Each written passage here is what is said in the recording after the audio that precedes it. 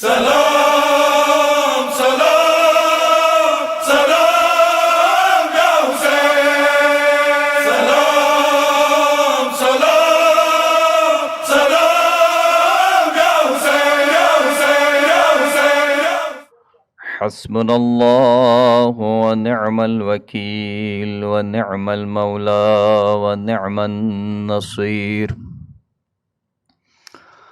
أعوذ بالله السميع العليم من الشيطان اللعين الرجيم. بسم الله الرحمن الرحيم. الحمد لله الذي لا يبلغ مدحته القائلون ولا يحصي نعماءه العادون ولا يؤدي حقه المجتهدون. الذي لا يدركه بعد الهمم ولا يناله غوص الفطن. الذي ليس لصفته حد محدود ولا نعت موجود ولا وقت معدود ولا أجل ممدود. فطر الخلائق بقدرته ونشر الرياح برحمته وودد بالصخور ميدان أرضه. ثم الصلاة والسلام على أشرف الأنبياء والمرسلين وخاتم النبيين سيدنا ونبينا ومولانا ومولى الثقلين جد الحسن والحسين أبي القاسم محمد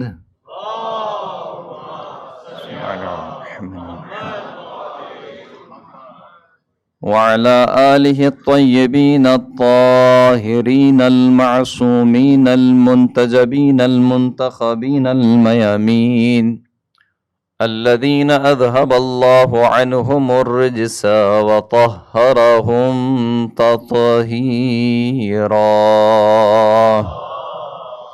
اللهم صل على محمد وعلى محمد. واللعنة الدائمة على أعدائهم أجمعين. أما بعد، فقد قال الله سبحانه وتعالى في كتابه المجيد: بسم الله الرحمن الرحيم. أم يحسدون الناس على ما آتاهم الله من فضله فقد آتينا آل إبراهيم الكتاب والحكمة وآتيناهم ملكا عظيما. صلاة پڑھیں محمد وآل محمد. پنکھا محترم سامعین کرام، سورہ مبارکہ نساء اور اس کی 54ویں آیت، ارشاد رب العزت ہو رہا ہے کہ ام یحسدون الناس علی ما آتاہم اللہ من فضلہ، کیا یہ لوگ حسد کرتے ہیں ان لوگوں سے کہ جن کو اللہ نے اپنے فضل سے عطا کیا. فقد آتینا آل ابراہیم الکتاب والحکمہ، ہم نے آل ابراہیم کو کتاب بھی عطا کی اور حکمت بھی عطا کی. وآتیناہم ملکا عظیما، اور ہم نے آل ابراہیم کو عظیم ملک عطا کیا. اب یہ عظیم ملک کیا ہے؟ یقیناً تفسیر چاہتا ہے، اس کے بارے میں گفتگو انشاءاللہ آنے والی تقاریر میں آئے گی. کل کی گفتگو میں آپ کی خدمت میں عرض کیا کہ زیارت کا معنی کیا ہے کہ جب انسان ایک طرف متوجہ ہو، ایک شخصیت کی طرف، مزور کی طرف. ایک ہے زائر، زیارت کرنے والا. زائر جس کی زیارت کرتا ہے اس کو کہا جاتا ہے مزور، جس کی زیارت کی جائے. زائر وہ شخص کہلاتا ہے کہ جس کی تمام تر توجہ مزور کی جانب ہو، مطمع نگاہ مزور کی شخصیت ہو، اور مزور کے علاوہ دیگر تمام جہتوں سے وہ غافل ہو جائے، منہ پھیر لے. ایسے شخص کو زائر کہا جاتا ہے. لہذا دعا میں اہل بیت اطہار کی دعا میں ملتا ہے اللہم اجعلنی من زوارک، پروردگار تو مجھے اپنے زوار میں سے قرار دے دے. زوار میں سے کیا مراد ہے؟ یعنی مجھے ایسا بنا دے کہ مطمع نگاہ تیری ذات گرامی ہو. تیرے علاوہ اور کسی کو نہ سوچوں، ہر کام تیرے لیے ہو. اور یہی اہل بیت اطہار کی سیرت میں ملتا ہے. اہل بیت اطہار نے پوری زندگی گزاری اللہ کی خاطر، ذات الہی کو مد نظر رکھا. ذات الہی کو، نہ کسی سے ذاتی دشمنی کی، نہ کسی سے ذاتی محبت کی. اپنی رضا کو منحصر کر دیا ذات الہی میں، اور اسی کو خداوند کریم نے بیان کیا. وَيُطْعِمُونَ الطَّعَامَ عَلَى حُبِّهِ مِسْكِينًا وَيَتِيمًا وَأَسِيرًا. کھانا کھلاتے ہیں اللہ کی محبت میں، یتیم کو بھی، مسکین کو بھی، اور اسیر کو بھی. اور جب کھانا دے رہے ہوتے ہیں تو کیا کہتے ہیں؟ انما نطعمکم لوجہ اللہ. ہم نے جو تمہیں کھانا کھلایا فقط اور فقط اللہ کے لیے کھلایا ہے. لا نرید منکم جزاء ولا شکورا. نہ تم سے کوئی جزا چاہتے ہیں نہ شکریہ چاہتے ہیں. اور بقول علامہ نقن صاحب کے کہ یہ جو آیت ہے انما نطعمکم لوجہ اللہ، یہ اہل بیت اطہار نے اپنی زبان سے نہیں کہا. کہ دلیل کیا ہے؟ کہ دلیل یہ ہے کہ ایک دن فقیر آیا، ایک دن مسکین آیا، اور ایک دن اسیر آیا. یہ تینوں ایک ساتھ نہیں آئے. جبکہ آیت کیا کہہ رہی ہے؟ انما نطعمکم، جمع کا صیغہ ہے. ہم فقط اور فقط تم کو کھلاتے ہیں، تم لوگوں کو.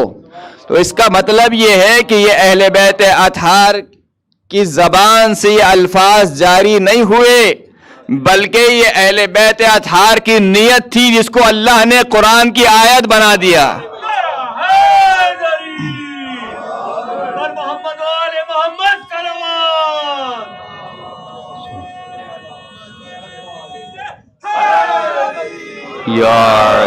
جزاکم اللہ. علیم بذات الصدور، وہ جانتا ہے نیتوں کو، وہ نیتوں کو جاننے والا ہے. کون کس نیت سے آیا، آپ کو اور مجھے کیا معلوم میں کس نیت سے پڑھ رہا ہوں، آپ کس نیت سے سن رہے ہیں. نیتوں کو جو جاننے والا وہ ہے نا. اس نے یہ بتلایا کہ اہل بیت کی نیت کیا تھی. انما نطعمکم لوجہ اللہ، فقط اللہ کی خاطر، فقط اور فقط ذات الہی کی خاطر. یعنی عجیب کمال ہے اہل بیت اطہار کا. عجیب ہے، واقعاً عجیب ہے کہ کہیں پر اسیروں کو کھانا کھلاتے ہیں تو ذات الہی کی خاطر، اور اللہ آیت نازل کر دیتا ہے. اور کہیں پر اللہ کی نماز میں رکوع کی حالت میں انگوٹھی دیتے ہیں تو اللہ اپنی ولایت دے دیتا ہے. انما ولیکم اللہ ورسولہ والذین آمنوا الذین یقیمون الصلاۃ ویؤتون الزکاۃ وہم راکعون، کہ وہ رکوع کی حالت میں ہوتے ہیں اور اس طریقے سے زکوٰۃ دیتے ہیں. تو اہل بیت اطہار کی سیرت بتلاتی ہے عزیزان گرامی کہ مطمع نگاہ فقط اللہ کی ذات ہونی چاہیے. آپ جو کام بھی کریں، جو کام بھی کریں، اگر کسی کی مدد کر رہے ہیں، کسی کی ہیلپ کر رہے ہیں، ذاتی مفاد کی خاطر نہ کریں، اللہ کی خاطر، اہل بیت اطہار کی خاطر. اہل بیت اطہار کو خوش کیجئے، اہل بیت اطہار کو خوش کیجئے. اب بات سے بات نکل رہی ہے، بہرحال میں اپنے موضوع سے ہٹ رہا ہوں، لیکن کیا کروں، دل بھی نہیں چاہتا ہے کہ اس بات کو چھوڑ دوں. ایک شخص ہے 7ویں امام کے دور میں، وہ آیا امام کی خدمت میں، کہا کہ میں جس جگہ رہتا ہوں وہاں کا جو والی ہے اس کے بارے میں مجھے معلوم ہے کہ وہ آپ کا شیعہ ہے، لیکن اس نے چھپایا ہوا ہے. اور میرا مسئلہ یہ ہے کہ میرے پر ٹیکس بہت زیادہ ہے، میں اتنا ٹیکس دے نہیں سکتا ہوں، تو کیونکہ وہ آپ کا چاہنے والا ہے کچھ لکھ دیجئے. آپ لکھ دیں گے تو کچھ سفارش ہو جائے گی. امام نے کہا اچھا ہمارا چاہنے والا ہے. امام نے کہا لاؤ کاغذ قلم. کاغذ قلم لایا گیا. امام نے کیا لکھا؟ امام نے لکھا کہ قیامت کے دن روز محشر کوئی بھی سایہ الہی میں نہیں ہوگا مگر وہی شخص ہوگا کہ جو کسی مومن کو خوش کرے. کسی مومن کو خوش کرے، اور لکھا والسلام. زیادہ لمبا چوڑا خط نہیں لکھا امام نے کہ میں تیرا امام ہوں، تو میرا چاہنے والا ہے، یہ تیرا مومن بھائی ہے، پریشان ہے بیچارہ، اس کی مدد کر دے. نہیں، اس طرح سے جملہ لکھا. کہتے قیامت کے دن اگر عرش الہی کے سائے میں رہنا ہے تو مومن کی مصیبت کو دور کر، مومن کی تکلیف کو دور کر. یہ خط لے کے چلا گیا. وہاں پر گیا تو دیکھا کہ ابھی دربار سجا ہوا تھا. دربار جب خالی ہوا تو اس نے کہا کہ مجھے آپ سے کام ہے. کہا کیا کام ہے؟ کہا امام موسیٰ کاظم علیہ الصلوۃ والسلام کا خط لے کر آیا ہوں.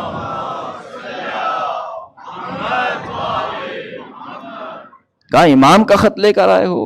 امام کا نام سننا تھا. ایک مرتبہ ننگے پیر دربار سے دروازے کی طرف آ گیا. کہا لاؤ جلدی سے خط دو.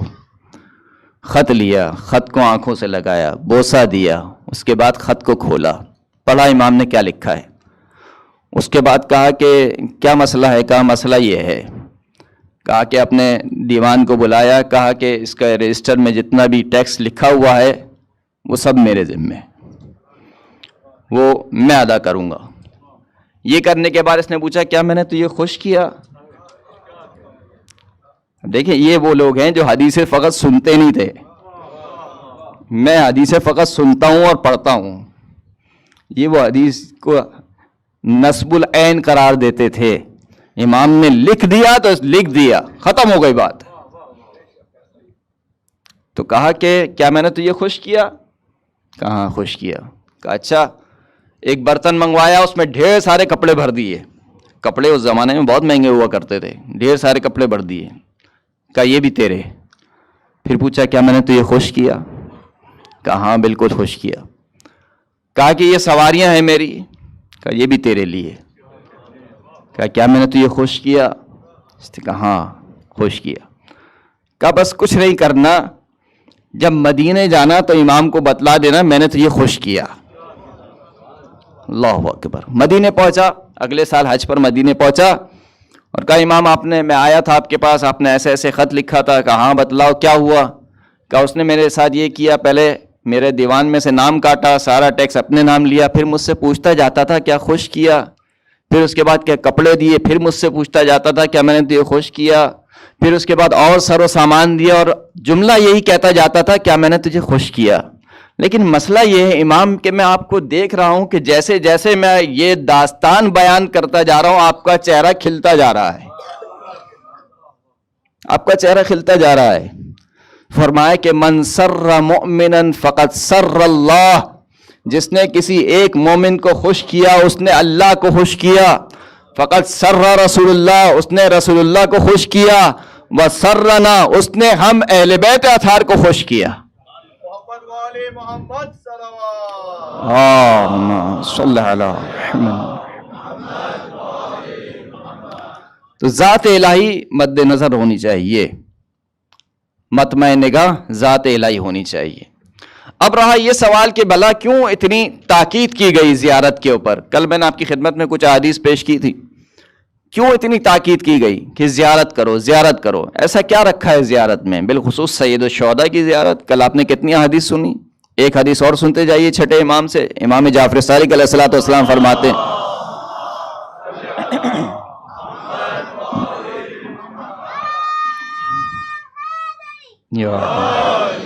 فرماتے ہیں کہ عجبا لقوم لاقوام یزعمون انہم شیعۃ لنا.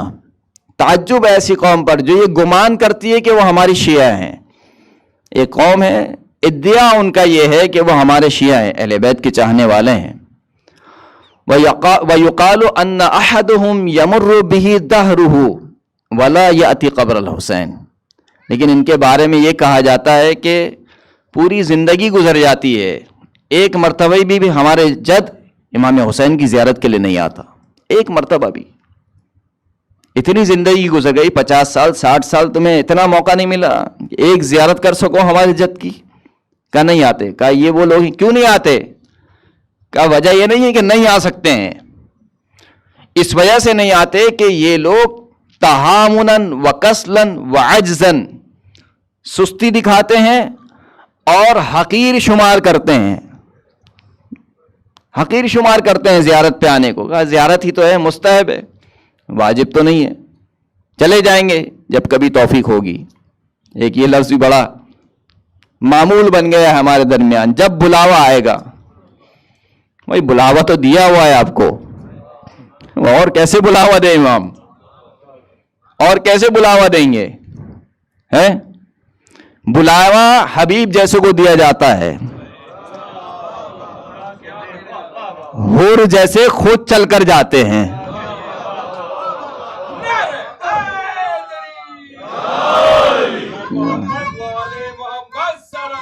اللہم صلی علی محمد وعلی محمد.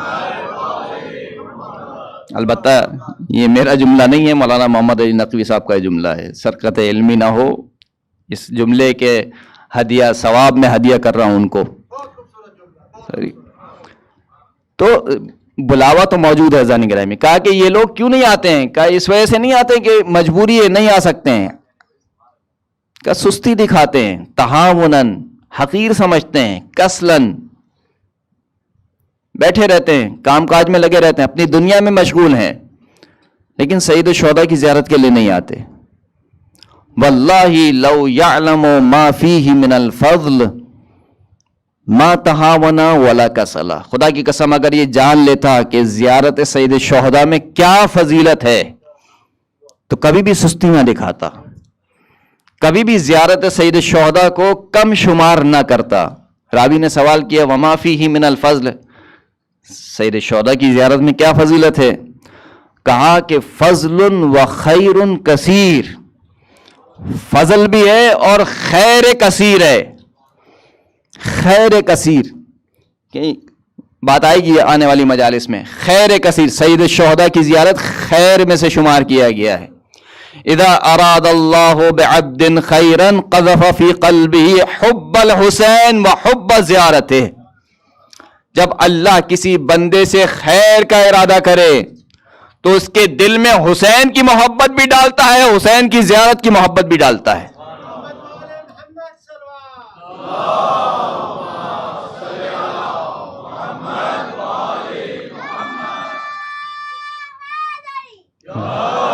کہا کہ فضل اور خیر کثیر ہے. وَأَوَّلُ مَا يُصِيبُهُ, پہلی وہ چیز جو زائر حسین کو ملتی ہے, پہلی وہ چیز, کل بھی آپ نے ایک روایت سنی تھی, آج دوبارہ ہی سنیے. پہلی وہ چیز جو زائر حسین کو ملتی ہے أَن يُغْفَرَ لَهُ مِنَ ذُنُوبِهِ مَا تَقَدَّمَ وَمَا تَأَخَّرَ.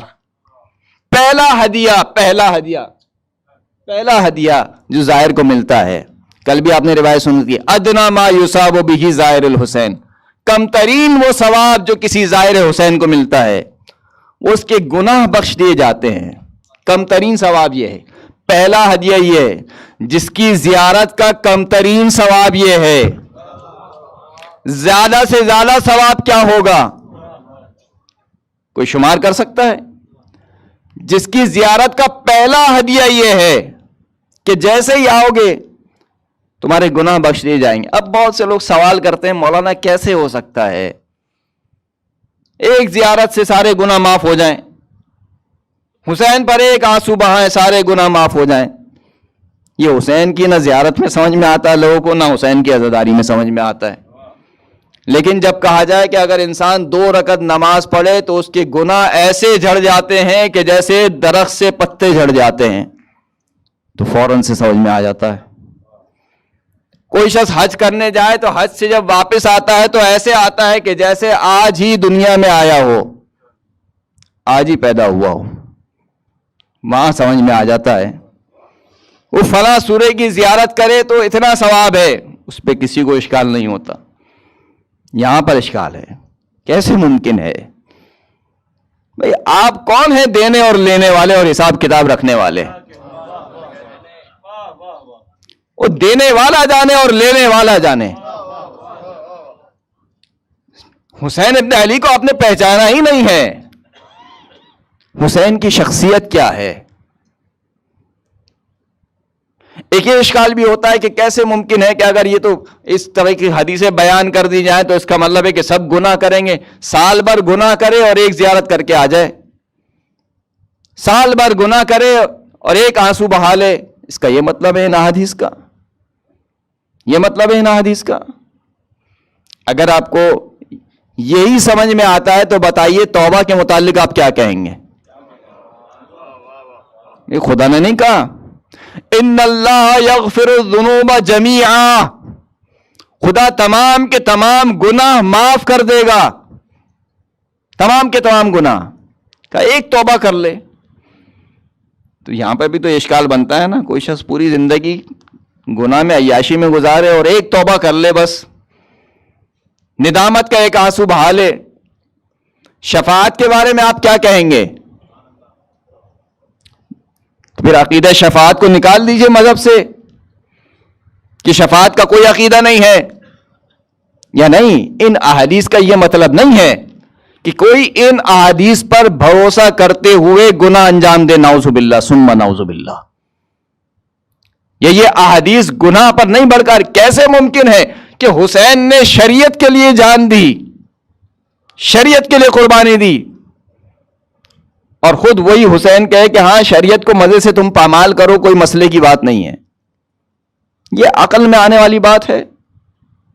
حسین کی مجلس میں ایک شخص آئے، حسین کو روئے، اور پھر اس کے بعد کہے کہ میں شریعت کے کسی حکم کو نہیں مانوں گا. یہ عقل میں آنے والی بات نہیں ہے. یہ حدیثیں ہرگز یہ نہیں کہہ رہی ہیں. یہ احادیث یہ کہہ رہی ہیں کہ ہم میں سے کوئی بھی معصوم نہیں ہے، ہم سب غیر معصوم ہیں. جب غیر معصوم ہے تو یقیناً گناہ انجام پائیں گے، گناہ انجام پائیں گے. گناہ کے دھونے کا ذریعہ کیا ہے بھائی؟ اگر ایک وبا پھیل جائے پورے شہر میں تو ہاسپٹل ہونے چاہیے یا نہیں ہونے چاہیے؟ اس شفا خانے ہونے چاہیے یا نہیں ہونے چاہیے؟ حسین جیسا شفا خانہ ہے ہی نہیں پوری دنیا میں.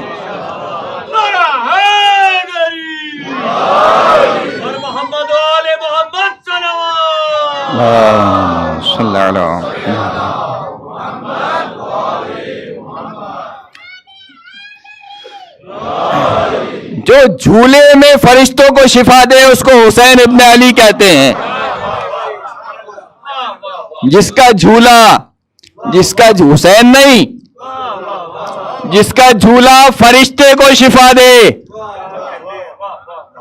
اسے حسین ابن علی کہتے ہیں.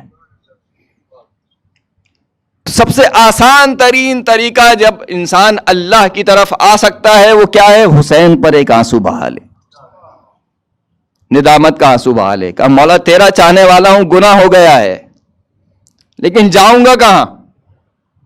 پناہ گاہ بھی آپ ہی ہیں. کس کے پاس جائے گا انسان؟ آپ مجھے بتائیے کس کے پاس جائے گا؟ اہل بیت اطہار کے علاوہ کوئی گھر ہے عظمت والا گھر ہے کوئی جہاں انسان جائے؟ ابو لبابہ کا آپ نے نام سنا ہے؟ خدا آپ سب کو مسجد نبوی کی زیارت نصیب کرے. ابو لبابہ مسجد نبوی میں ایک ستون ہے، اس ستون کا نام ہے استوانۃ ابی لبابہ. ابی لبابہ کون ہے کہ جس سے خیانت ہو گئی؟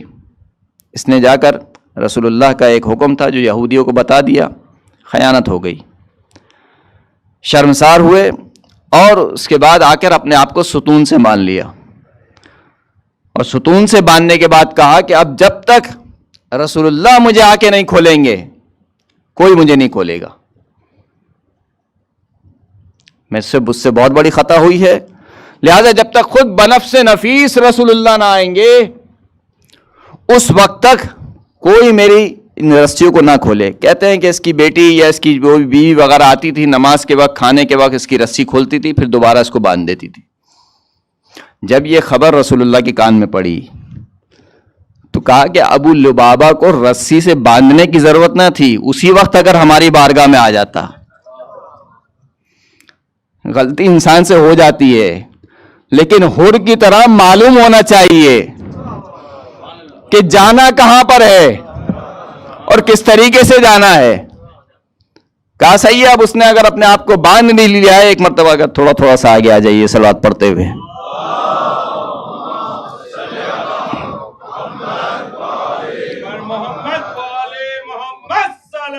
اللہم صلی علی محمد و علی محمد.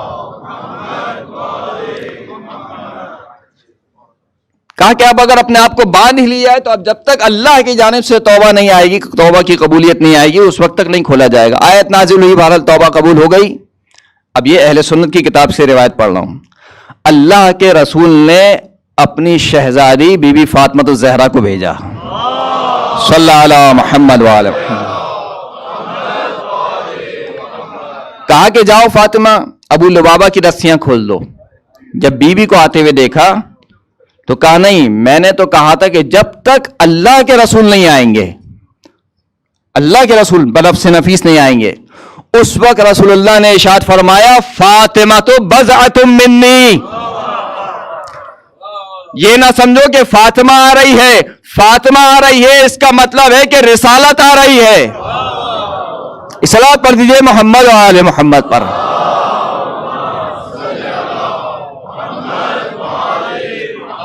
تو تاکید کی گئی اہل بیت اطہار سے جڑے رہو, اہل بیت اطہار سے متمسک رہو.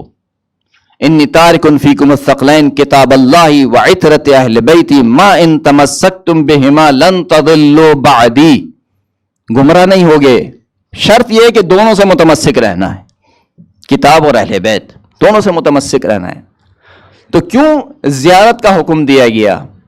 خداوند کریم قرآن مجید میں سورہ نساء میں ارشاد فرماتا ہے انا اوحینا الیک کما اوحینا الی نوح والنبیین من بعدہ. اے حبیب ہم نے آپ کی طرف وحی کی جس طریقے سے ہم نے حضرت نوح اور ان کے بعد جو انبیاء تھے ان کی طرف وحی کی. واوحینا الی ابراہیم و اسماعیل و اسحاق و یعقوب والاسباط, ان تمام انبیاء کی طرف ہم نے وحی کی. وعیسیٰ و ایوب و یونس و ہارون و سلیمان, ان تمام انبیاء کی طرف ہم نے وحی کی. وآتینا داؤد زبورا, ہم نے داؤد کو زبور عطا کی. وَرُسُلًا قَدْ قَصَصْنَاهُمْ عَلَيْكَ مِنْ قَبْلِ, کچھ رسولوں کا تذکرہ اس سے پہلے ہم نے آپ پر کیا. وَرُسُلًا لَمْ نَقْصُصْهُمْ عَلَيْكَ, کچھ رسولوں کا تذکرہ ہم نے آپ سے نہیں کیا. وَكَلَّمَ اللَّهُ مُوسَىٰ تَكْلِيمًا, اور اللہ نے حضرت موسیٰ سے خاص انداز میں گفتگو کی. درست, یہ تمام کے تمام رسول ہم نے بھیجے, ان تمام کے تمام رسولوں پر ہم نے وحی کی. کیوں بھیجے؟ رُسُلًا مُبَشِّرِينَ وَمُنذِرِينَ لئلا یکون للناس علی اللہ حجۃ بعد الرسل. یہ ہم نے رسول کیوں بھیجے؟ یہ سارے کے سارے رسول تھے جو بشارت دینے والے تھے اور ڈرانے والے تھے. کیوں بھیجے؟ تاکہ رسولوں کے آ جانے کے بعد لوگوں کی جانب سے اللہ پر کوئی حجت باقی نہ رہے. یہ سن لیا آپ نے, اللہ نے اپنا دین کس کے ذریعے سے پہنچایا؟ حجت خدا کے ذریعے سے, رسولوں کے ذریعے سے, منتخب نمائندوں کے ذریعے سے اپنے دین کو پہنچایا. وہ کیا کرتے تھے؟ بشارت دیتے تھے جنت کی, اس کی نعمتوں کی. ڈراتے تھے خدا کے عذاب سے. یعنی کیا مطلب؟ یعنی وہ بتلاتے تھے کہ دیکھو یہ کام کرو اس میں اللہ کی مرضی ہے, یہ کام نہ کرو اس میں اللہ کی مرضی نہیں ہے. آدم سے لے کر عیسیٰ تک جتنے رسول آئے وہ سب اللہ کی مرضی بتلاتے تھے. توجہ ہے, وہ سب کے سب اللہ کی مرضی بتلاتے تھے کہ دیکھو یہ کام کرو اس میں اللہ کی مرضی ہے, یہ کام نہ کرو اس میں اللہ کی مرضی نہیں ہے. آدم سے لے کر عیسیٰ تک. لیکن محمد مصطفیٰ کا مرتبہ کیا ہے؟ لقد نرى تقلبك في السماء, اے حبیب لقد نرى تقلب وجهك في السماء, اے حبیب تو جو بار بار مڑ مڑ کر آسمان کی طرف دیکھ رہا ہے ہم اس کو دیکھ رہے ہیں. فلا نولینک قبلۃ ترضاها, ان قریب تجھے ایسے قبلے کی طرف پلٹا دیں گے جس سے تو راضی ہوگا. فرق محسوس کیا آپ نے؟ سارے انبیاء اللہ کی مرضی بتلاتے ہیں اور اللہ چاہتا ہے کہ میرے محمد کی مرضی کیا ہے. کہا کہ بس اپنے چہرے کو موڑ لو مسجد الحرام کی طرف, اور تمام مسلمانوں کو حکم دیا کہ تم جہاں کہیں بھی ہو فولوا وجوہکم شطرہ, تمام کے تمام مسلمان موڑ لیں اپنے چہرے کو. کہاں پر؟ مسجد الحرام کی طرف. مسجد الحرام کون ہے؟ مسجد الحرام وہ قبلہ ہے جس سے رسول اللہ راضی تھے.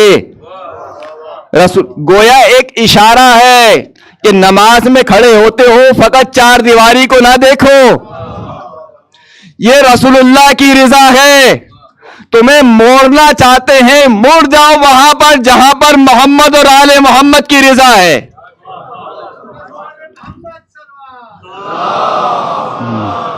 صلی اللہ علیہ محمد وآل محمد، جہاں پر محمد اور آل محمد کی رضا ہے۔ حضرت موسیٰ گئے کوہ طور پر اور اپنے جو ان کے حواری تھے، جو اصحاب تھے، ان سے پہلے پہنچ گئے۔ فما اعجلک عن قومک یا موسیٰ، خدا نے سوال کر لیا، موسیٰ کیا جلدی تھی آنے کی، اتنی جلدی کیوں آ گئے؟ کہ ہم ہؤلاء علی اثری، وہ لوگ میرے پیچھے آ رہے ہیں۔ وعجلت الیک رب لترضی، پروردگار تیری جانب آیا ہوں تاکہ تو راضی ہو جا۔ موسیٰ کا تمام ہم و غم کیا ہے؟ اللہ راضی ہو جائے، اور اللہ کہہ رہا ہے کہ اس قبلے کی طرف موڑ دوں گا جس سے تو راضی ہوگا۔ تو سمجھے مقام اہل بیت کو، مقام اہل بیت کو سمجھے۔ یا فاطمہ ان اللہ یغضب لغضبک ویرضی لرضاک، فاطمہ تیرے راضی ہونے سے اللہ راضی ہو جاتا ہے، تیرے غضب ناک ہونے سے اللہ غضب ناک ہو جاتا ہے۔ بھائی روایت کا ایک باب ہے پورا، الحب فی اللہ والبغض فی اللہ، اللہ کے لیے کسی سے دوستی کرنا، اللہ کے لیے کسی سے دشمنی کرنا۔ مومن کا کمال کیا ہے؟ مومن کا کمال یہ ہے کہ وہ اللہ کے لیے کسی سے دوستی کرتا ہے، اللہ کے لیے کسی سے دشمنی کرتا ہے، اس کا اپنا کوئی ذاتی جھگڑا نہیں ہوتا، ذاتی مفاد نہیں ہوتا۔ مومن کا کمال یہ ہے، یہ مومن کا کمال ہے۔ لیکن روایت یہ نہیں کہہ رہی کہ فاطمہ اللہ کے لیے کسی سے راضی ہو جاتی ہے اور اللہ کے لیے کسی سے ناراض ہو جاتی ہے، کہا نہیں، فاطمہ جس سے راضی ہو جائے۔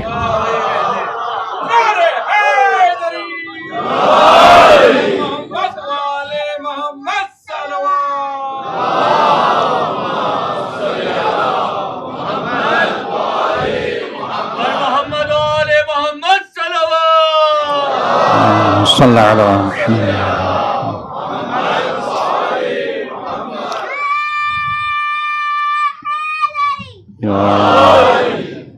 دوپہر میں ایک مجلس میں نے ایک آیت پڑھی، سورہ تحریم کی پہلی آیت، یا ایھا النبی لما تحرم ما احل اللہ لک تبتغی مرضات زوجاتک، اے نبی کیوں ایسی چیزوں کو اپنے اوپر حرام کر رہے ہیں کہ جس کو اللہ نے آپ کے لیے حلال قرار دیا ہے؟ اور یہ حرام کیوں کر رہے ہیں؟ تبتغی مرضات زوجاتک، اپنی بیویوں کی مرضی کی خاطر۔ ابھی قرآن کی آیت ہے کہ کوئی حدیث نہیں ہے، یہ قرآن کی آیت ہے، سورہ تحریم۔ قرآن یہاں پہ رکھا ہوا ہے، کوئی بھی کھول کے پڑھ سکتا ہے۔ سورہ تحریم کی پہلی آیت، یا ایھا النبی لما تحرم ما احل اللہ لک تبتغی مرضات زوجک، اپنے بیویوں کی مرضی کی خاطر کیوں ایسی چیزوں کو حرام قرار دیتے ہیں جس کو اللہ نے آپ پر حلال قرار دیا ہے؟ تو اس آیت سے اتنا تو معلوم ہوا تھا کہ رسول کی زوجات، ان کا احترام، ان کا مقام سب اپنی جگہ، سب اپنی جگہ۔ لیکن یہ آیت یہ بتا رہی ہے کہ رسول کی زوجات کی جو مرضی ہے وہ اللہ کی مرضی نہیں ہے۔ میں نے کوئی غلط بات تو نہیں کی؟ قرآن پڑھا نا آپ کے سامنے، قرآن کہہ رہا ہے اے نبی کیوں آپ ایسی چیز کو حرام قرار دے رہے ہیں جو اللہ نے حلال قرار دی ہے؟ تب تک اس میں اللہ کی مرضی نہیں ہے، آپ کی زوجات کی مرضی ہے مگر اللہ کی مرضی نہیں ہے۔ تو بھائی وہ گھرانہ اور ہے، کون تقابل کرے گا اس گھرانے سے؟ کون مقابلہ کرے گا اس گھرانے سے کہ جہاں پر علی کا ایک رات سو جانا، وَمِنَ النَّاسِ مَن يَشْتَرِي نَفْسَهُ ابْتِغَاءَ مَرْضَاتِ اللَّهِ وَاللَّهُ رَءُوفٌ بِالْعِبَادِ، لوگوں میں سے کچھ لوگ ایسے ہیں جو اپنے نفس کو اللہ کی مرضی کے عوض بیچ دیتے ہیں۔ جو سوتے میں ایسی خریداری کرے وہ جاگتے میں کیسی خریداری کرے گا؟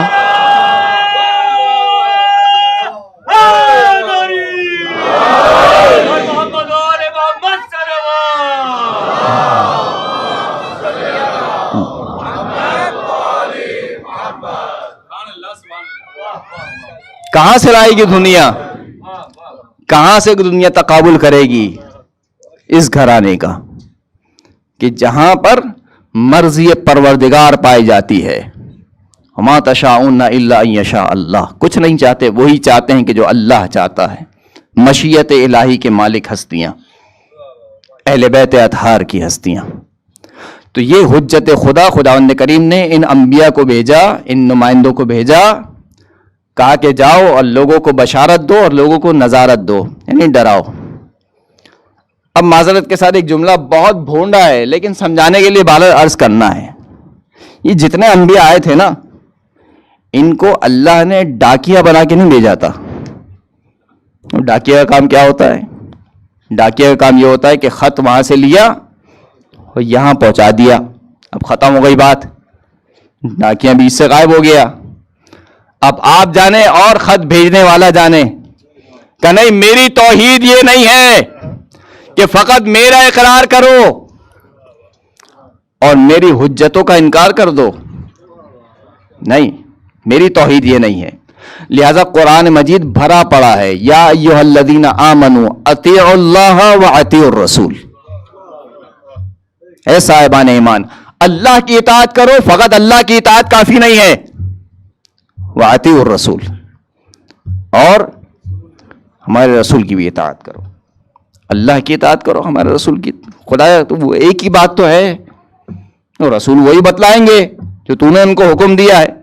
کہ نہیں ایک بات نہیں ہے نا، جبھی تو کہہ رہے ہیں. ایک بات نہیں ہے جبھی کہہ رہے ہیں. کہ کیسے ایک بات نہیں ہے؟ کہ حکم ہوا اقیموا الصلاۃ، نماز قائم کرو.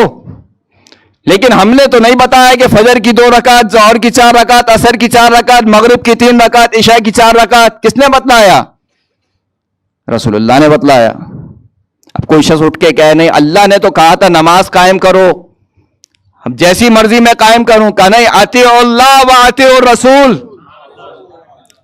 اللہ کی بھی اطاعت کرو، اللہ کے رسول کی بھی اطاعت کرو. من یطع الرسول فقط اطاع اللہ. جس نے ہمارے حبیب کی اطاعت کی اس نے اللہ کی اطاعت کی. تو یہ جو احادیث ہیں، کن سے مخاطب کون ہیں؟ وہ کفار مشرکین نہیں ہیں. یہ صاحب ایمان کو سمجھانے پڑ رہی ہے باتیں، صاحبان ایمان کو سمجھانے پڑ رہی ہیں کہ دیکھو فقط اللہ کی اطاعت کافی نہیں ہے. اللہ کی اطاعت کرو اور ہمارے رسولوں کی اطاعت کرو.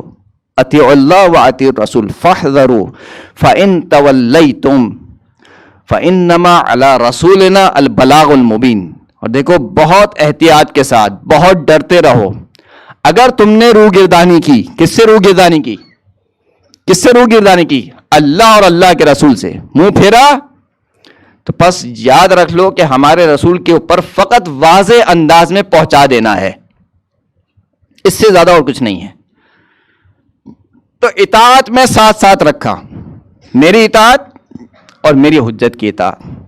اسی طریقے سے معصیت میں بھی کہا وَمَا كَانَ لِمُؤْمِنٍ وَلَا مُؤْمِنَةٍ إِذَا قَضَى اللَّهُ وَرَسُولُهُ أَمْرًا أَن يَكُونَ لَهُمُ الْخِيَرَةُ مِنْ أَمْرِهِمْ وَمَن يَعْصِ اللَّهَ وَرَسُولَهُ فَقَدْ ضَلَّ ضَلَالًا مُبِينًا. کسی مومن کو، کسی مومنہ کو یہ حق نہیں ہے کہ جب اللہ اور اللہ کا رسول کسی معاملے میں فیصلہ کر لے تو کسی مومن اور کسی مومنہ کا کوئی اختیار باقی رہے. کتنا ہی بڑا مومن کیوں نہ ہو، کتنی بڑی مومنہ کیوں نہ ہو، جب اللہ کے رسول نے کوئی فیصلہ سنا دیا اختیار سلب ہو گیا، اب کوئی اختیار نہیں ہے. وَمَن يَعْصِ اللَّهَ، جو اللہ کی معصیت کرے، فقط اللہ کی نہیں، وَرَسُولَهُ، اور اس کے رسول کی معصیت کرے، فقط ضَلَّ ضَلَالًا مُبِينًا، وہ واضح گمراہی میں گمراہ ہو گیا. تو معصیت میں بھی اپنی معصیت کے ساتھ ساتھ رسول کی معصیت کو رکھ. اور پھر اس سے آگے بڑھیے، ان اللہ وملائکتہ یصلون علی النبی یا ایھا الذین آمنوا صلوا علیہ وسلموا تسلیما.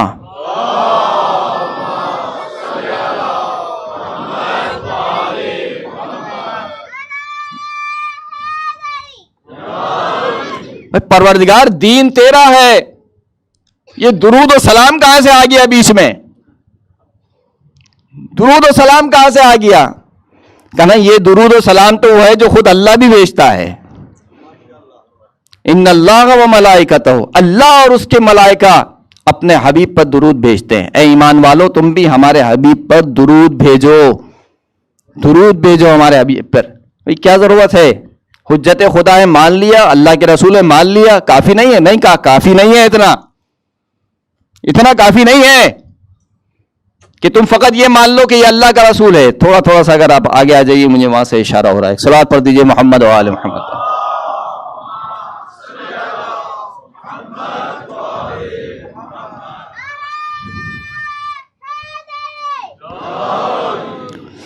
درود بھیجو. اللہ بھی درود بھیجتا ہے, ملائکہ بھی درود بھیجتے ہیں, درست. اور اس کے بعد والی آیت, فوراً اس کے بعد والی ہے, سورہ احزاب کی آیت ہے, فوراً اس کے بعد والی آیت, ان الذین یؤذون اللہ ورسولہ اولئک لعنہم اللہ فی الدنیا والآخرہ وأعد لهم عذابا مہینا. بے تحقیق وہ لوگ جو اللہ اور اللہ کے رسول کو اذیت پہنچاتے ہیں. یہ نہیں کہا کہ فقط اللہ کو اذیت پہنچاتے, نہیں, اللہ کو اذیت پہنچا. اللہ کو کون اذیت پہنچا سکتا ہے؟ کس میں اتنی مجال ہے اللہ کو اذیت پہنچائے؟ اللہ کو دیکھا ہے کسی نے؟ کسی نے دیکھا ہے اللہ کو؟ اللہ کو اذیت کیسے ہوگی؟ اذیت ایک کیفیت کا نام ہے. اللہ پر کوئی کیفیت طاری نہیں ہوتی, کوئی کیفیت طاری نہیں ہوتی اللہ پر. ہماری طرح نہیں ہے اللہ, آج بہت خوش ہے, کل بہت غمگین ہے. بچہ مر گیا مثال کے طور پر, غمگین ہو گیا, بچہ پیدا ہو گیا, بہت خوش ہو گیا. ہماری طرح نہیں ہے خداوند کریم, کیفیات طاری نہیں ہوتی اللہ پر. تو اللہ کی خوشی اور غم کو پھر کہاں ڈھونڈیں؟ یقیناً ایسی ہستیاں ہیں کہ جن کا خوش ہونا اللہ کا خوش ہونا ہے, اور جن کا ناراض ہونا اللہ کا ناراض ہونا ہے. ان الذین یؤذون اللہ, بے تحقیق وہ لوگ جو اللہ کو اذیت پہنچاتے ہیں اور اللہ کے رسول کو اذیت پہنچاتے ہیں. لہذا کہنا پڑا اللہ کو اذیت کیسے پہنچے گی؟ اللہ کے رسول کو اذیت پہنچاؤ گے. اللہ ان پر دنیا میں بھی لعنت بھیجتا ہے, آخرت میں بھی لعنت بھیجتا ہے. وہ تولا اور یہ تبرہ, دونوں آیتیں بالکل ایک ساتھ ساتھ. اب اللہ اپنے رسول کی اذیت برداشت نہیں کر سکتا ہے, دنیا میں بھی لعنت اور آخرت میں بھی کیا؟ عذاب. سوال یہ کہ کتنی اذیت برداشت نہیں کر سکتا؟ کتنی اذیت؟ بھائی اللہ کے رسول کو مثال کے طور پر نعوذ باللہ ثم نعوذ باللہ کوئی شخص برے الفاظ سے یاد کرے, کبھی الفاظ کہے, یہ ایک اذیت ہے. اللہ کے رسول کو کوئی شخص نعوذ باللہ قتل کر ڈالے, یہ ایک اذیت ہے. اللہ کے رسول کو کوئی شخص زخمی کرے, یہ ایک اذیت ہے. کتنی اذیت؟ اللہ کے رسول کی کوئی شخص اطاعت نہ کرے, بہرحال یہ اذیت تو ہے. تو کتنی, کوئی اذیت کا کوئی پیمانہ ہے؟ کتنی اذیت برداشت نہیں کر سکتا؟ یا ایھا الذین آمنوا لا تدخلوا بیوت النبی الا ان یؤذن لکم, اے صاحبان ایمان نبی کے گھروں میں داخل نہ ہو مگر یہ کہ تم کو اجازت مل جائے. الی طعام غیر ناظرین اناہ, جب دعوت طعام دی جائے اس کی وقت آیا کرو بھائی, ہر وقت منہ اٹھا کے نہیں چلے آؤ. صحیح ہے. اب یہ کیا کرتے تھے صاحبان ایمان کہ ایک تو جب منہ بن گیا منہ اٹھا کے چلے آئے, اور وہ بھی کیسے چلے آئے؟ غیر ناظرین اناہ, گھر میں بیٹھ کر برتنوں کو تکتے رہتے تھے. کہا کہ دیکھو ایک تو منہ اٹھا کے نہیں آیا کرو ہر وقت, اور جب آ جاؤ تو برتنوں کو نہ تکا کرو. غیر ناظرین اناہ ولیکن اذا دعیتم فادخلوا, لیکن جب تمہیں دعوت دی جائے ہاں بے شک حاضر ہو جاؤ, کوئی مسئلے کی بات نہیں ہے. فاذا طعمتم فانتشروا, لیکن دیکھو جب کھانا کھا لو تو فوراً سے نکل جاؤ. ولا مستأنسین لحدیث, بیٹھو نہیں کہ ابھی تو گپے ماریں گے, ابھی تو ہم کچھ کچہری لگائیں گے, نہیں, یہ نہ کرو ہمارے رسول کے ساتھ. کیوں؟ فَإِنَّ ذَلِكُمْ كَانَ يُؤْذِي النَّبِيَّ, اس سے ہمارے نبی کو اذیت ہوتی ہے. معیار مل گیا نا.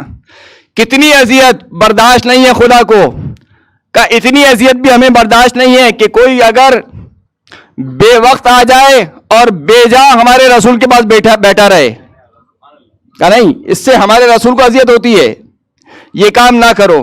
فَيَسْتَحْيِي مِنْكُمْ، لیکن ہمارا رسول بہرحال خلق عظیم کا مالک ہے، وہ تم سے شرم کھاتا ہے، تم سے بولتا نہیں ہے کہ جاؤ اٹھ کے چلے جاؤ.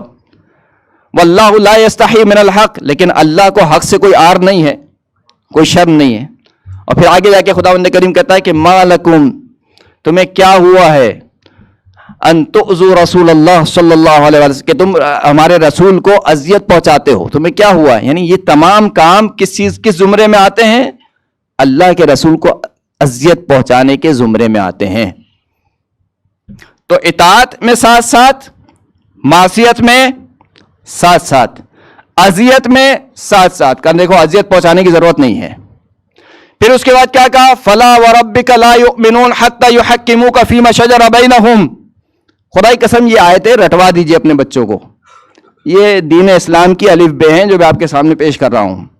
فَلَا وَرَبِّكَ لَا يُؤْمِنُونَ، اے حبیب تیرے پروردگار کی قسم، یہ اس وقت تک ایمان نہیں لا سکتے جب تک اپنے باہمی جھگڑے میں تجھے اپنا حاکم نہ بنائے. حَتَّى يُحَكِّمُوكَ فِيمَا شَجَرَ بَيْنَهُمْ ثُمَّ لَا يَجِدُوا فِي أَنفُسِهِمْ حَرَجًا مِّمَّا قَضَيْتَ، اور حاکم بنانے کے بعد جو تو فیصلہ سنا دے اس فیصلے کے متعلق دل میں کجی نہ آنے پائے کہ شاید رسول اللہ نے صحیح فیصلہ نہیں کیا. نہیں، وَيُسَلِّمُ تَسْلِيمًا، تیرے فیصلے کے آگے مکمل سرنڈر ہو جائے، سر تسلیم خم ہو جائے. درست ہے؟ یہ ایک آیت آپ نے سنی. اب ایک آیت آپ اور سنیے. لا تجد قوما یؤمنون باللہ ورسولہ، اے حبیب آپ کسی ایسی قوم کو نہیں پائیں گے کہ جو اللہ اور اللہ کے رسول پر ایمان رکھتی ہو. یوادون من حاد اللہ، کہ وہ محبت کریں ان لوگوں سے جو اللہ اور اللہ کے رسول کے مخالف ہیں. آپ نہیں پائیں گے ایسی قوم کو جو اللہ اور اللہ کے رسول پر ایمان لائے، وہ ایسے افراد سے محبت کا اظہار کریں کہ جو اللہ کے بھی مخالف ہیں، اللہ کے رسول کے بھی مخالف ہیں. وَلَوْ كَانُوا آبَاءَهُمْ، اگرچہ وہ لوگ ان کے باپ دادا ہی کیوں نہ ہوں، او ابناءہم، اگرچہ کہ وہ لوگ ان کے بیٹے ہی کیوں نہ ہوں، او اخوانہم، اگرچہ کہ وہ لوگ ان کے بھائی کیوں نہ ہوں، او عشیرتہم، اگرچہ کہ وہ لوگ ان کے قوم قبیلے والے ہی کیوں نہ ہوں، اگرچہ کہ رسول کا مخالف میرا باپ ہی کیوں نہ ہو، میں اس سے اظہار محبت نہیں کر سکتا. تو جب باپ سے نہیں کر سکتا تو ساتھ بیٹھنے والوں سے کیسے کر سکتا ہوں؟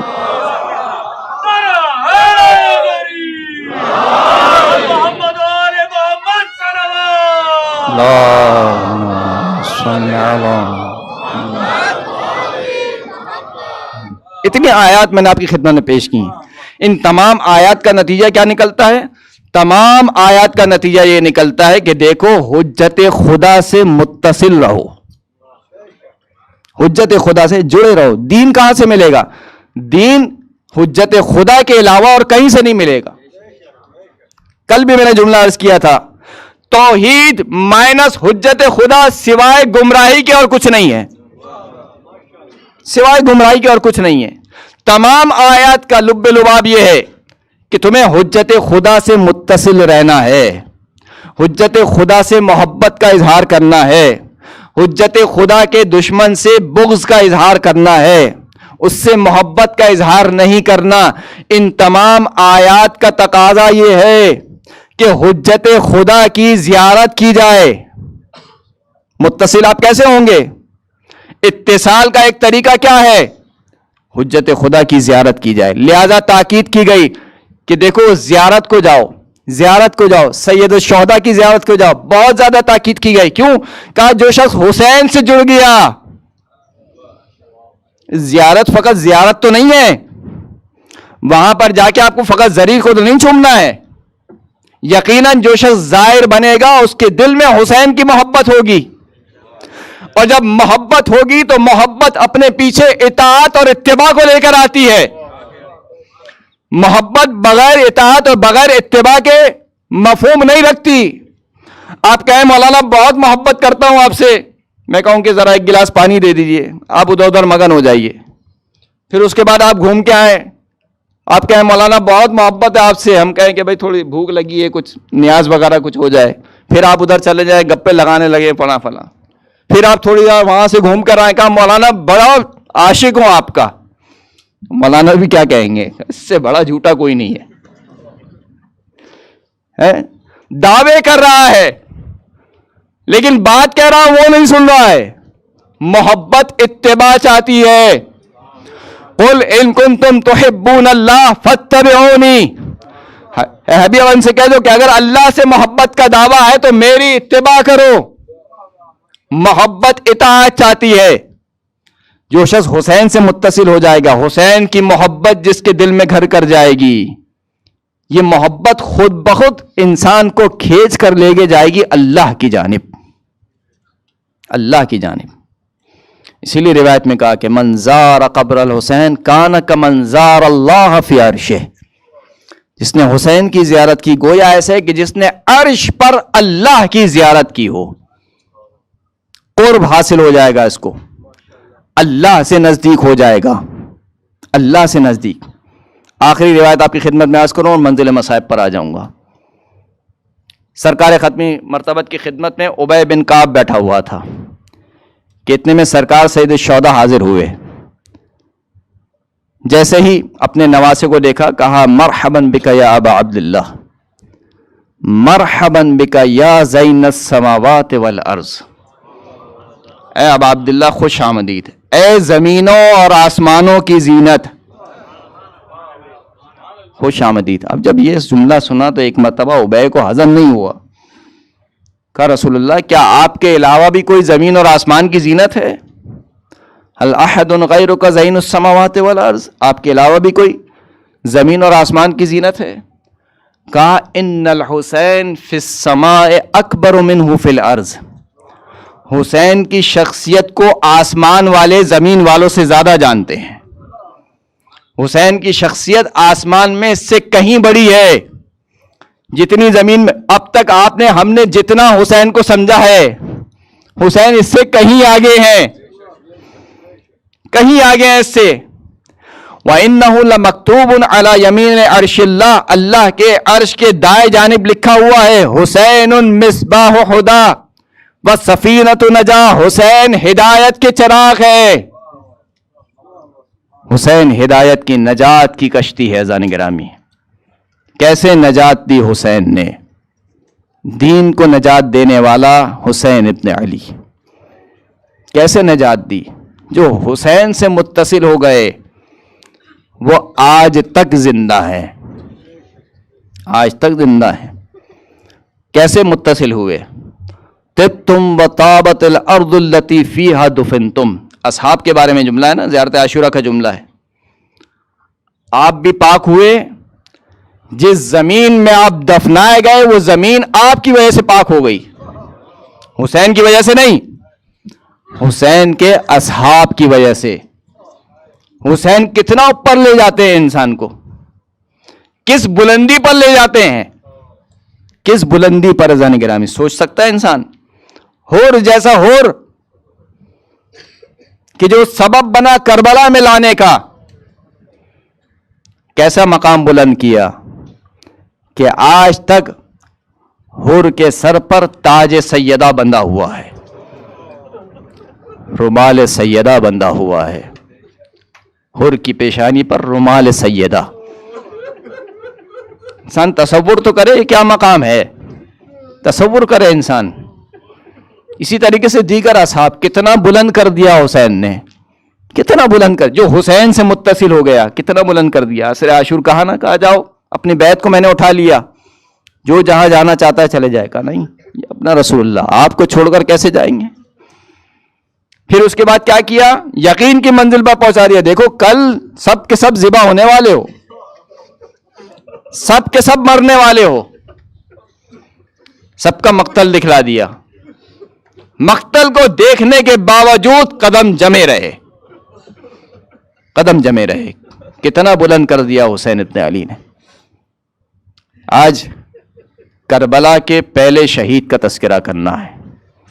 کربلا کا سب سے پہلا شہید کون ہے؟ جناب مسلم بن عقیل. جو کربلا میں تو شہید نہیں ہوئے لیکن بہرحال ہیں تو کربلا کے شہداء میں سے ہی. مقدمہ تو وہیں سے شروع ہوا.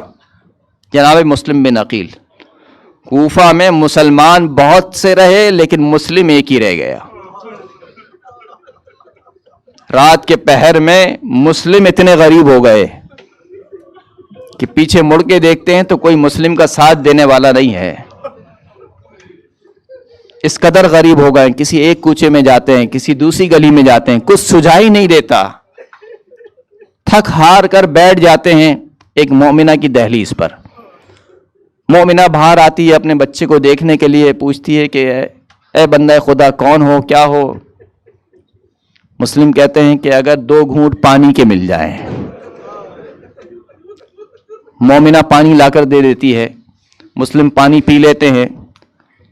وہ مومنہ کاسہ آب لے جاتی ہے، پھر دوبارہ آتی ہے، دیکھتی ہے مسلم بیٹھے ہوئے ہیں. کہا کہ اے اللہ کے بندے جا، زمانہ پورا شوب ہے، اپنے گھر چلا جا، اپنے گھر والوں سے مل جا. مسلم کوئی جواب نہیں دیتے. پھر وہ مومنہ کہتی ہے کہ اے بندہ خدا زمانہ پورا شوب ہے، خطرناک زمانہ ہے، جا اپنے گھر چلے جا، اپنے بیوی بچوں کے پاس چلے جا. مسلم خاموش رہتے ہیں. تیسری مرتبہ کہتی ہے کیا میں نے تجھے پانی نہیں پلایا؟ کہاں پلا دیا. کہا میں کہتی ہوں کہ میری دہلیز سے اٹھ جا، تو جاتا کیوں نہیں ہے؟ کہا مومنہ میرا اس کوفے میں کوئی گھر نہیں ہے، نہ کوفے میں میرا کوئی گھر ہے نہ میرے گھر والے ہیں، میں غریب ہو گیا ہوں، کوفہ میں غریب ہو گیا ہوں. گھبرا گئی. کہا کون ہو؟ کہا میں مسلم بن عقیل ہوں. کہا مسلم بن عقیل. فوراً سے گھر میں لے آئی، ایک حجرے کو آمادہ کیا. حجرے کو آمادہ کرنا تھا کہ اتنے میں اس کا بیٹا گھر پر آیا. بار بار حجرے میں جاتی ہے، وہ بیٹا دیکھ رہا ہے کہ آج میری ماں بار بار ایک حجرے میں جا رہی ہے، کبھی کھانا لے کر جاتی ہے، کبھی پانی لے کر جاتی ہے. شک ہوا. کہا اماں کیا بات ہے کہ آج بار بار اس حجرے میں جا رہی ہو؟ کہا نہیں کچھ نہیں ہے. کہا نہیں کچھ تو ہے، بار بار حجرے میں جا رہی ہو. مومنہ اپنے بیٹے سے قسمیں لیتی ہے کہ دیکھو بات بتا رہی ہوں، کسی کو نہیں بتانا. کہاں کسی کو نہیں بتاؤں گا. کہا کہ ہمارے گھر میں آل رسول میں سے ایک شخص مہمان ہوا ہے، ہمارے گھر میں آج مسلم بن عقیل مہمان ہے. اتنا سننا تھا کہ ایک مرتبہ انعام کی لالچ میں فوراً بھاگا، اور عبید اللہ ابن زیاد کو خبر ملی کہ مسلم طوعا کے گھر میں پناہ گزین ہے. فوج کو بھیجا گیا، محمد بن اشعث کے ساتھ 70 آدمیوں کو بھیجا. رات کے پہر میں مسلم نے گھوڑوں کے ہنہنانے کی آواز سنی اور گھوڑوں کی ٹاپوں کی آواز سنی. مسلم سمجھ گئے. ایک مرتبہ اپنے آپ کو آمادہ و تیار کیا. جیسے ہی وہ لوگ اس مومنہ کے گھر کی طرف آئے، ایک مرتبہ پتھر برسانے شروع کیے. جیسے ہی مسلم نے دیکھا کہ میری وجہ سے ایک مومنہ کا گھر برباد ہو رہا ہے، کہا یہ کیسے برداشت کر لوں گا کہ میری وجہ سے ایک مومنہ کا گھر برباد ہو جائے. میں کہوں گا ہاں مسلم تم سے برداشت نہیں ہوا، لیکن سید سجاد نے یہ سارے منظر دیکھے کہ کس طریقے سے خیموں کو جلایا جا رہا تھا، کس طریقے سے چادروں کو چھینا جا رہا تھا، اور سید سجاد دیکھ رہا تھا. اجرکم علی اللہ، اجرکم علی اللہ. ایک مرتبہ مسلم باہر نکلے اور شیر زرغام کی طرح ایک مرتبہ مسلم نے حملہ کیا. کبھی دائیں حملہ کرتے تھے، کبھی بائیں حملہ کرتے تھے، کبھی قلب پر حملہ کرتے تھے. مسلم قابو میں نہیں آتے تھے. لیکن ایک مسلم کب تک لڑتا؟ ایک مرتبہ پیاس کی شدت کا غلبہ ہوا، مسلم تھک گئے اور اپنے آپ کو دیوار سے ٹیک لگا لیا کہ اتنے میں مسلم پر حملہ ہوا. جیسے ہی مسلم پر حملہ ہوا، بکیر نامی شخص نے مسلم پر حملہ کیا. مسلم کا اوپر والا ہونٹ کٹ گیا، اوپر والا ہونٹ کٹ گیا. مسلم کو جوش آیا، ایک مرتبہ بڑھ کر حملہ کیا. دوبارہ مسلم قابو میں نہیں آتے تھے. لیکن جب بہت دیر ہو گئی تو مسلم کو گرفتار کر لیا گیا. اور مسلم کو گرفتار جب کیا گیا تو مسلم نے ایک ہی درخواست کی کہ ظالموں 2 گھونٹ پانی کے دے دو. کوئی مسلم کو پانی دینے کو تیار نہیں تھا، لیکن آخر میں ایک شخص پیالہ لے کر آیا، اس میں پانی لے کر آیا۔ جیسے ہی مسلم پانی پینا چاہتے تھے، مسلم کا خون پانی میں گر جاتا تھا۔ ایک پیالہ بدلا، دو پیالہ بدلا، تیسرا پیالہ بدلا، یہاں تک کہ مسلم کا دانت ٹوٹ کر پیالے میں گر گیا۔ مسلم سمجھ گئے کہ اب آخری وقت ہے، نہ میرے آقا کو پانی ملے گا نہ مجھے پانی ملے گا۔ مسلم کو لے جایا گیا عبید اللہ ابن زیاد کے پاس۔ دونوں میں تکرار ہوئی۔ تکرار ہونے کے بعد جب مسلم نے دیکھ لیا کہ اب مجھے قتل کر دیا جائے گا، تو ایک مرتبہ کہا کہ میں 3 وصیتیں کرنا چاہتا ہوں، اگر دربار میں کوئی ہے۔ پسر سعد نے کہا کہ ہاں میں تمہارا رشتہ دار رکھتا ہوں، میں تمہاری وصیتیں سنوں گا۔ کہا اچھا میری وصیتیں سنو گے؟ کہا 3 وصیتیں ہیں۔ کہا بولو کیا وصیتیں ہیں؟ کہا دیکھو جب میں مار دیا جاؤں تو میری تلوار اور میری سواری بیچ کر میرا قرض اتار دینا۔ میں جب سے کوفہ میں آیا تھا میں نے کچھ پیسے قرض لیے تھے، وہ قرضہ اتار دینا۔ کہا اچھا دوسری وصیت کیا ہے؟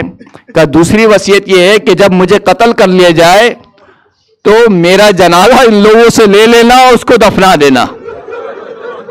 کہا تیسری وصیت کیا ہے؟ کہا تیسری وصیت یہ ہے کہ میں نے فاطمہ کے غریب لال کو خط لکھا ہے کہ کوفے والے آمادہ و تیار ہیں، فاطمہ کا لال کوفے آتا ہی ہوگا، ارے جا کر ان کو خبر کر دینا کوفے والے سب کے سب بے وفا ہیں، انہوں نے میرے ساتھ وفا نہیں کی، وہ آپ کے ساتھ بھی وفا نہیں کریں گے۔ عبید اللہ بن زیاد نے کہا کہ دیکھو جہاں تک تمہارے قرض کا معاملہ ہے وہ تو کوئی مسئلے کی بات نہیں ہے، اور جہاں تک تمہارے لاشے کا معاملہ ہے تو ہم تمہیں قتل کرنے والے ہیں، جیسی مرضی ویسے تمہارے لاشے کے ساتھ کریں گے۔ اور جہاں تک حسین کا معاملہ ہے، اگر حسین نے ہماری بات مان لی تو ٹھیک، تو حسین کا انجام بھی وہی ہوگا۔ ایک مرتبہ مسلم کو لے جایا گیا، قصر عمارہ پر لے جایا گیا، تھکے تو نہیں نا آپ لوگ؟ قصر عمارہ پر لے جایا گیا، قصر عمارہ کی چھت پر لے جایا گیا۔ چھت پر لے جانے کے بعد ایک مرتبہ مسلم کی گردن کو اڑایا گیا۔ اجرکم اللہ، اجرکم اللہ، مسلم کی گردن کو جدا کیا گیا۔ مسلم کے جنازے کو دارالعمارہ کی چھت سے زمین کوفہ پر پھینکا گیا۔ اجرکم اللہ، زمین کوفہ پر پھینک کر مسلم کے پاؤں میں رسیاں باندھی گئی، اور رسیاں باندھ کر مسلم کے جنازے کو کوفہ کی گلیوں میں پھرایا گیا۔ ارے راستے میں جب کسی شخص سے میرے مولا نے کہا کہ بتا مسلم کی کیا خبر ہے، ارے کوئی کسی مسافر کو سفر میں ایسی خبر نہ دے۔ کہا مولا جب کوفہ سے نکل رہا تھا تو میں نے دیکھا کہ قصائیوں کے پاس 2 لاشیں الٹے لٹکے ہوئے ہیں، ایک مسلم کا لاشا ہے، ایک ہانی بن عروہ کا لاشا ہے۔ میں کہوں گا مسلم لاشے کی بے حرمتی ہوئی، لاشا پامال ہوا، لیکن تیرا لاشا پامال ہوتے ہوئے تیری بہن نے نہیں دیکھا، تیرا لاشا پامال ہوتے ہوئے تیرے جوان بیٹے نے نہیں دیکھا، تیرا لاشا پامال ہوتے ہوئے تیری 4 سالہ بچی نے نہیں دیکھا۔